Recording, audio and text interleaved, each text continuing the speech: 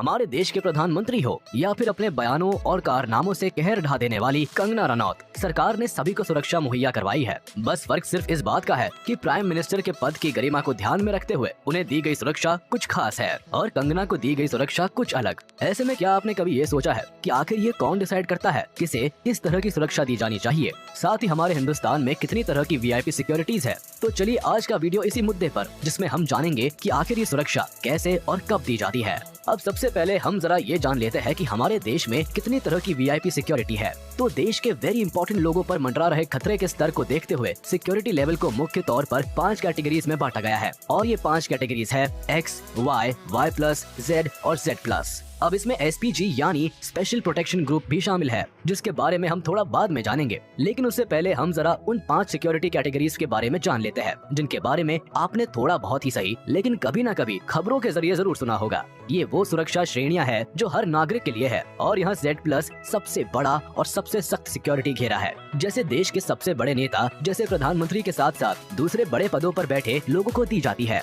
खैर, शुरुआत जरा शुरू से करते हैं। ऐसे में बात करते हैं सबसे पहले X कैटेगरी की सुरक्षा की। ये एक बेसिक प्रोटेक्शन है जो छोटे नेताओं या फिर अभिनेताओं को भी दी जाती है। इसमें वीआईपी के साथ 2 गार्ड्स तैनात होते हैं, जिसमें एक PSO होता है यानी पर्सनल सिक्योरिटी ऑफिसर। ये लेवल की सुरक्षा देश में काफी लोगों को दी गई है। इस सुरक्षा में बस एक चीज की कमी है और वो होती है कमांडो की, क्योंकि सुरक्षा कैटेगरी में वीआईपी को कोई कमांडो नहीं मिलता। इसी तरह से Y कैटेगरी की सुरक्षा होती है जो X से थोड़ा ऊपर की कैटेगरी होती है, इसलिए इसमें सुरक्षा का घेरा थोड़ा सख्त हो जाता है और यहाँ वीआईपी को 4 से 8 सुरक्षा कर्मी मिलते हैं, जिसमें 1 या फिर 2 कमांडो भी होते हैं। इसके अलावा इसी में एक Y+ कैटेगरी भी है जिसमें 11 सुरक्षा कर्मी वीआईपी को मिलते हैं, जिसमें कमांडोज की संख्या भी Y के कंपैरेटिवली ज्यादा होती है। यहाँ सरकार द्वारा सुरक्षा के लिए 2 से 4 कमांडोज दिए जाते हैं, जबकि बाकी सब दूसरे सिक्योरिटी पर्सनल्स होते हैं।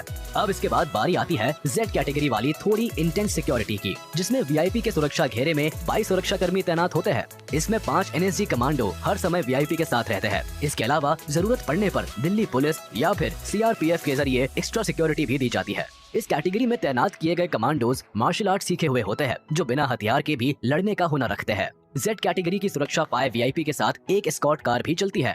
और आखिर में बात आती है सबसे सख्त सिक्योरिटी वाली कैटेगरी, जिसे Z+ कहते हैं। ये SPG यानी स्पेशल प्रोटेक्शन ग्रुप की सुरक्षा के बाद भारत की सर्वोच्च सुरक्षा श्रेणी है। इस कैटेगरी की सुरक्षा पाए वीआईपी 24 घंटे सुरक्षा कर्मियों द्वारा बनाए गए प्रोटेक्टिंग शील्ड में रहते हैं। Z+ सिक्योरिटी में 36 सुरक्षा कर्मियों का सुरक्षा घेरा होता है और ये सब अत्याधुनिक हथियारों से लैस होते हैं। उनके पास सिक्योरिटी से लेकर कम्युनिकेशन तक के सबसे मॉडर्न तकनीक वाले इक्विपमेंट्स होते हैं। इनमें 10 NSG और कुछ SPG के कमांडोज भी होते हैं। यहाँ पहले घेरे में जिम्मेदारी NSG कमांडोज की होती है, जिनके पास हेकलर एंड कॉक MP5 सब मशीन गन्स होती है, जबकि दूसरी परत बाकी सिक्योरिटी पर्सनल्स द्वारा बनाई गई होती है। इसके साथ ही यहाँ दस्ते में एक एस्कॉर्ट, एक पायलट और उसके पीछे चलने वाली एक कार, कोबरा कमांडो और 12 दूसरे गार्ड्स भी मौजूद होते हैं। ये सुरक्षा स्पेसिफिकली देश के उपराष्ट्रपति, पूर्व प्रधानमंत्री, सुप्रीम कोर्ट या हाई कोर्ट जज, राज्यपाल, मुख्यमंत्री, केंद्रीय मंत्री और प्रमुख नेताओं को मिलती है। साथ ही फेमस कलाकारों, खिलाड़ियों और देश के कुछ एक खास और जरूरी लोगों को भी इस लेवल की सिक्योरिटी दी जाती है।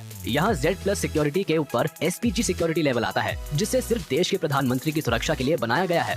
इस पर हर साल करोड़ों रुपए खर्च किए जाते हैं। दरअसल SPG का गठन 1984 में इंदिरा गांधी की हत्या के बाद साल 1988 में किया गया था, जिसका मकसद प्राइम मिनिस्टर को सुरक्षित रखना था। वैसे पहले SPG की सुरक्षा पूर्व प्रधानमंत्रियों और उनके करीबियों को भी मिलती थी, लेकिन कुछ साल पहले SPG एक्ट में संशोधन किया गया और इसके बाद ये सुरक्षा व्यवस्था सिर्फ मौजूदा प्रधानमंत्री के लिए ही रखी गई है। वैसे इसके पीछे SPG पर खर्च होने वाली भारी भरकम राशि भी एक वजह हो सकती है, क्योंकि साल 2021 और 22 में SPG का बजट 429.05 करोड़ था, विच इज इनसेन। इसलिए इसे देश की सबसे खर्चीली सुरक्षा व्यवस्था माना जाता है। खैर, अब राष्ट्रपति, प्रधानमंत्री, केंद्रीय मंत्री और मुख्यमंत्रियों समेत चीफ जस्टिस ऑफ इंडिया और गवर्नर्स के साथ तो सिक्योरिटी समझ में आती है, लेकिन आपने कई बार ये खबरें सुनी होंगी कि हाई प्रोफाइल फिल्मी सितारों की सुरक्षा बढ़ा दी गई है या फिर किसी अलाना फलाना खिलाड़ी को खास कैटेगरी की सुरक्षा दे दी गई है, जिसे सुनने के बाद बेसिक सवाल उठता है कि आखिर ये क्यों और कैसे डिसाइड करता है कि किसे कितनी सुरक्षा दी जानी चाहिए। तो बेसिकली खतरे के स्तर को देखते हुए वीआईपीज को X, Y, Y+, Z और Z+ लेवल की सिक्योरिटी दी जाती है और इसमें फायर ब्रांड नेताओं से लेकर ब्यूरोक्रेट्स और सेलिब्रिटीज से लेकर संत महात्मा सब शामिल होते हैं। हालांकि ये सुरक्षा बड़े पदों पर बैठे लोगों को मिलने वाली सिक्योरिटी से काफी अलग होती है।